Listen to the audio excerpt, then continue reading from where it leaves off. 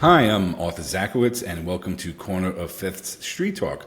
This is where we share insights about the fashion apparel, retail, and beauty markets, along with the trends and technologies shaping business today. So my guest is Cam Fitzpatrick, who's a climate and nature strategy analyst. You're an analyst, right? Is that fair?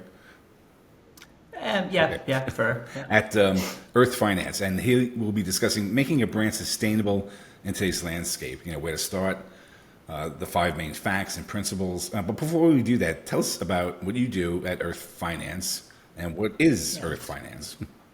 What is Earth Finance? So Earth Finance at its core is a climate and nature strategy consulting firm. So we advise corporations, typically large corporations, on their sustainability and climate goals. We'll get into the weeds of what we do in a bit more detail, but fundamentally my role is working within the water and nature and agriculture practice.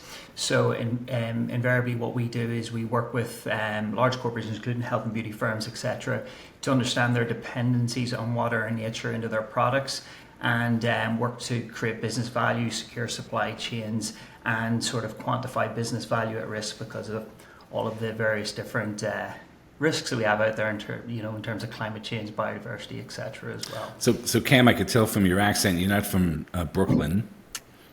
I'm not. I'm not. No, I'm originally from Ireland.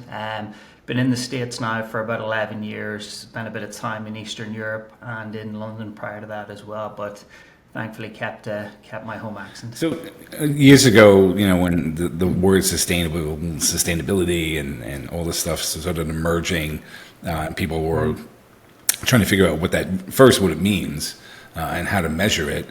And we've come a long way from that. But how do you make a brand sustainable? What does that mean? Is it attributes? How does it work? I'm glad you asked that question, particularly at the outset. It was good to anchor the conversation. Sustainability often means various different things, and it means different things to different people as well. So I can sort of explain what it means to me. In the past, ESG was thrown around, and ESG had a lot of good components to it, but it became a bit of a faux pas term, and became quite politicized as well. When I talk about sustainability, I'm mostly talking about environmental sustainability. At Earth Finance, a lot of the work that we do, actually, let me take a step back. In the past, a lot of it was focused on, carbon tunnel vision, what I would call. So everyone, when they talked about sustainability, it was fundamentally climate change is what they were considering. Now, and more often what we're seeing is an integrated systems of sustainability, which includes water, nature, agriculture, and carbon, realizing that obviously, it's simple to say they're all connected. And when you combine them all together, you're not working in a silo. So what I mean by that, you're not having a water team, you're not having a climate change team, you're not having a biodiversity team. They're all speaking to each other. That's when you get sort of compound benefits from that, and there's a lot of co-benefits as well from a environmental and a business value standpoint as well. So I would say sustainability is something that factors in all of those as well. So let's just say that I won the lottery and I have several million dollars. I have a great idea for a product, and I'm going to launch it and retire early. And I want to be sustainable. Like, where do I start? What's the first thing? Where do you start? So I have what I would call my 5 principles of sustainability, and we can go into them in a bit more detail. But where I would start is the supply chain or the value chain, whatever buzzword you want to use. So fundamentally, if we take health and beauty as an example, people talk about sustainability in terms of their product inputs, where they're sourced, what goes into them, and don't often think about the end component of it. So circularity, end of life, is the big thing that I tend to look at. Where do things go after that? Now, health and beauty products get used, so they're disposed of in that way. So in that industry, it tends to be the plastic packaging, etc., that goes into it. There's a lot of sort of technology that goes into actually making sure that things now these days are sort of mono material, so they're not compound, they're easily recyclable, etc. But there are challenges then, because fundamentally a lot of that effort gets passed on to the consumer. They're not really incentivized to do that, so things don't happen in that space. But if I was to start a brand today, and I've done some small work around fashion brands myself, nowhere to the level of you. Understanding where your products are sourced from is the first aspect of what you need to do. I'll give you a couple of examples. So beef is something that's well known. Beef is, very much attached to deforestation in the Amazon, and trees are chopped down to make room for cattle to grow, etc., and whatnot. And companies that deal with those beef suppliers are often dealing with the last cog in the chain. So you'll have people who deforest, grow the calves, then you'll have a separate company that actually fattens the calf, then you'll have a second company or a third company that actually slaughters them, and that's the one that's dealt with. I bring up beef because it's a well-known fact, but then also that feeds into the shoes and fashion industry through leather. That example then is very much there's a lot of synergies with other industries. So you take clothes, cotton, organic cotton's thrown around a lot, as a sustainable material, but oftentimes, there's, heavy dyeing and things like that are applied to that, then that, pollute water streams in different communities, etc. as well. And again, those organizations are very much dealing with the last cog in the wheel. Palm oil goes into beauty industries as well. And palm oil goes through sort of what's called a fractioning and a refining process to get it to the specific use case, whether it's going into cooking oils or whether it's going into beauty products or materials, etc. as well. And all of those organizations deal with that last part of the chain, while they're fundamentally consumers and themselves are funding deforestation at the other side of that as well. So getting that supply chain transparency, which is done through a number of different ways. There's a lot of technology and what I would call, actually satellite imagery, drone imagery. People are building in blockchain to understand, each chain in the process as well. So that's where I would fundamentally start. I like the fact that you have a European perspective as well. Is there a difference, or some countries better at deploying these 5 steps? Are there certain industries that do it better than beauty and fashion? What's your take on that? So Europe definitely does it better than the US. The regulatory market it's compliance driven for the most part. I talked a lot about deforestation there. Europe has a European deforestation regulation that goes live actually on December 31st of this year, where companies actually have to go back, I think it's to 2001, and understand their impacts and then report on that going forward. So they need to actually, it's basically, that regulation is designed to be able to solve what I just described, so they own their supply chain as such. So I would say Europe definitely does it better, although it definitely is becoming filtered down as well. In the US, the government changes every 4 years, so things go back and forth, and it becomes that sort of pendulum. So it's up, in the US, the onus is very much on corporations to drive things forward. Some organizations move with that pendulum and with the political, swing.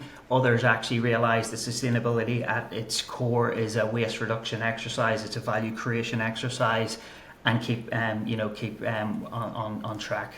So I would say. So I know the UN, they have a series of goals, the Sustainable Development Goals, I guess, and they keep seemingly moving the goalpost further and further out.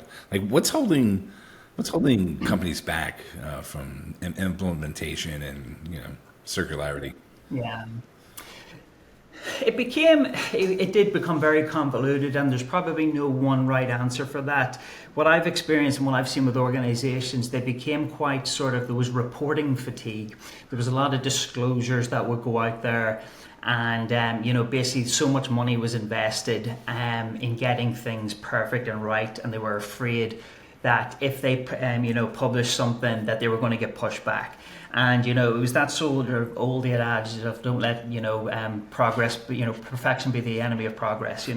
And so companies were very much afraid to do anything, and they were spending so much time on reporting that they were actually spending so little time on actually doing what benefits firms.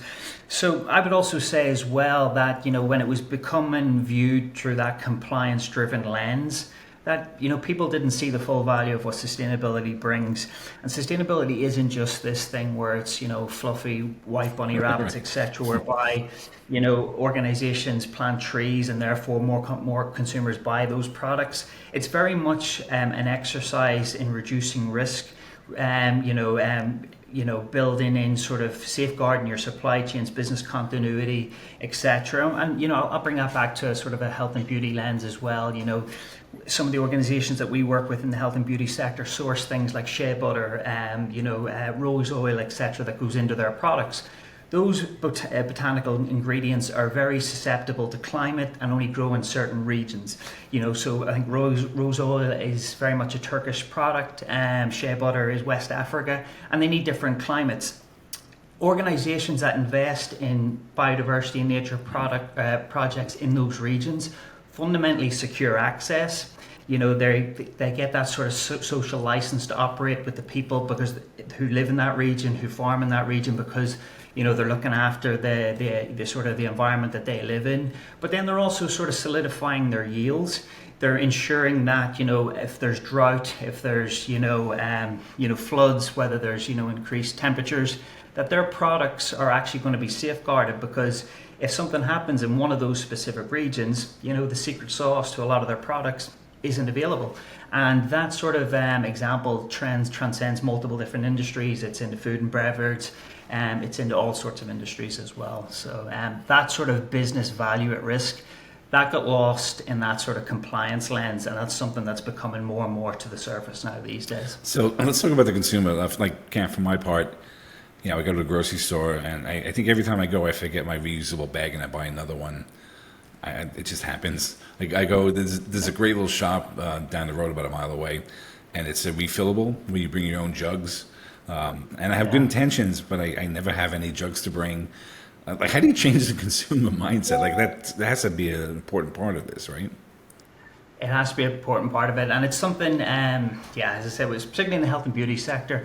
It's huge. They've got, there are some cool brands out there, L'Occitane, Body Shop, etc., that have those sort of like cardboard boxes within the stores where, consumers bring things back and they get recycled.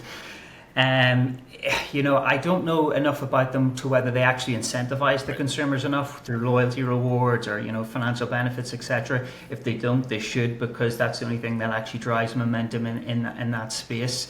I have seen other organizations where they have like QR codes attached to various different products, so that it makes it easier to go, right, you can drop this here, here's your closest place to do it.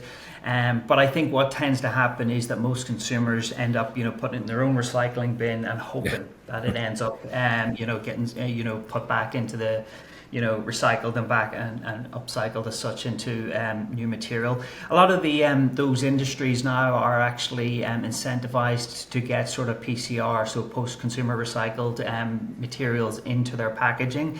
So the companies are, I would say, hopefully owning it a bit more than they used to. I often think that if you leave it up to the consumer purely, it's not going to do it at the scale that's required. So people will do it, I do it, I'm sure you do it, but we're humans and we forget these things every so often, and if it's not easy, people won't do it. So you talked about health and beauty. What are some other areas, like who's doing it well, would you say, just across other industries?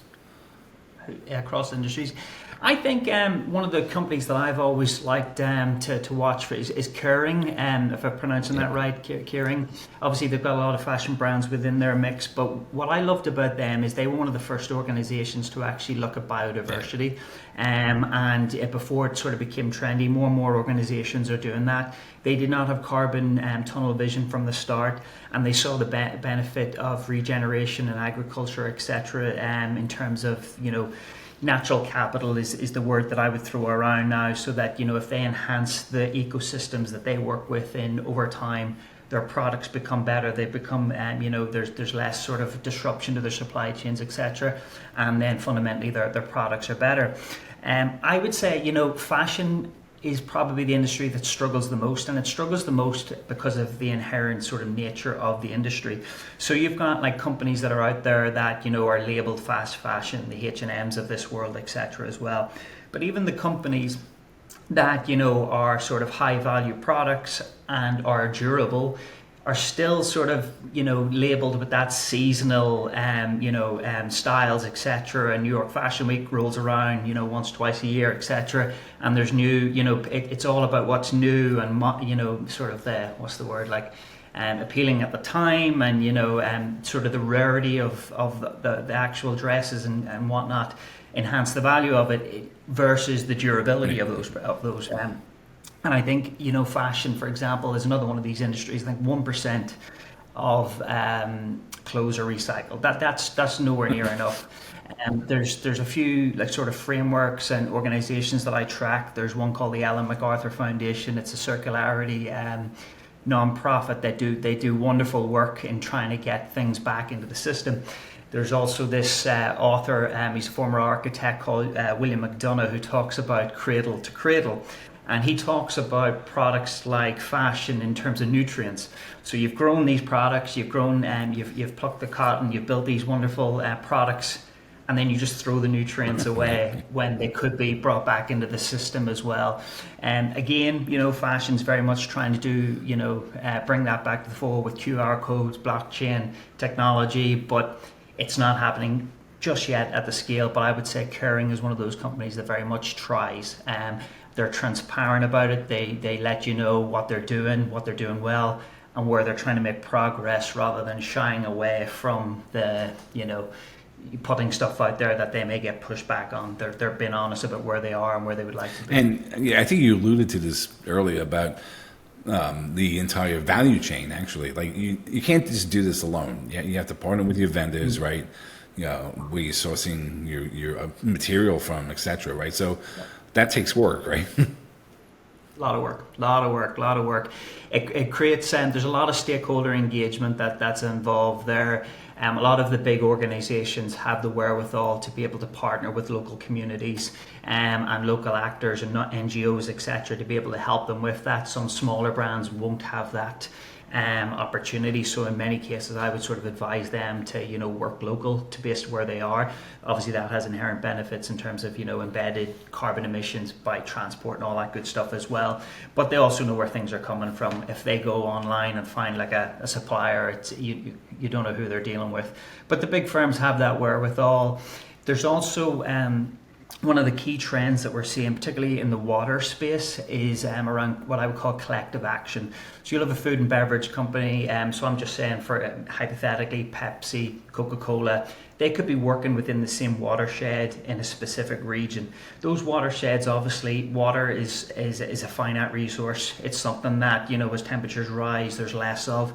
Communities want access to that water as well, and these companies come in and take a lot of that water from them. So it's it's a benefit to them to actually ensure that they have access to that water, that the local communities allow them to have access to that water, and the only way that happens is if there's no shortages.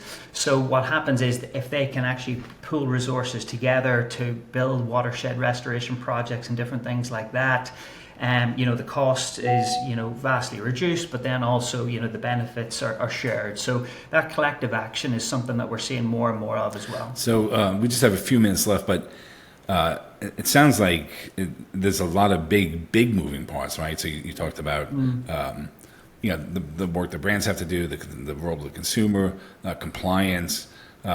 Is circularity, true circularity, a pipe dream, or are you optimistic about the future? I'm very optimistic about that. Circularity is definitely not a pipe dream. Some industries do it well, some don't, like I mentioned. I think the key for circularity is designing products from the outset for circularity. So it can't be this tailpipe solution whereby you've got a product that's it's full of different colors and dyes and, you know, different compound materials, etc. If it's designed from the outset to be recycled or reused at the end, then it's definitely not a pipe dream. Some industries, it's more difficult than others, given the nature of the product, etc. You know, I know you guys do a lot of work in tech, for example. Tech recycling is e-waste is very, very difficult, but something that, you know, is more and more, you know, coming to the fore as well. So it's definitely not a pipe dream, but it must be built into that sort of R&D process at the start, so that it's built in from the get-go. Any closing thoughts? I suppose I would sort of reiterate those 5 principles. We talked about them in different steps, but I always think, you know, the systems integration, and what I mean by that is environmental strategies must be, you know, compounded benefits of water, nature, agriculture, and carbon. I also think the companies that are doing well quantify their impact. They don't just talk about, you know, fluffy stories, etc., but they're able to actually quantify emissions reductions. Land restored, water enhanced, water quality enhanced, etc. The design for circularity would be my third. It's very much a key to this whole process to ensure that those nutrients can get back into the value chain. The supply chain transparency component would be number 4. And then that natural capital growth, so ensuring that companies actually enhance the ecosystems that they work in over time. So things like that are achieved through, regenerative agriculture and restoration projects over time as well. So I suppose that would be my concluding thoughts, those 5 components. Amazing. Thank you so much for taking time. I really appreciate it. And thanks for tuning in. Pleasure. Thank you.